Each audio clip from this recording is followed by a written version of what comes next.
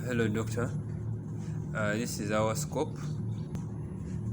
The engineer has finished replacing some of the spares, and the machine is powering on and able to change to scope, as we are going to see here. It has already been connected to power, and as I told you earlier, now we can even step up the power supply to 240, so it is using direct power from the socket.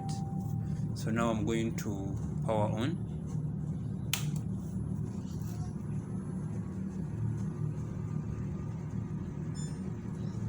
Yeah, in less than a minute it has already changed to scope mode, and we can even make adjustments of our brightness to the desired range.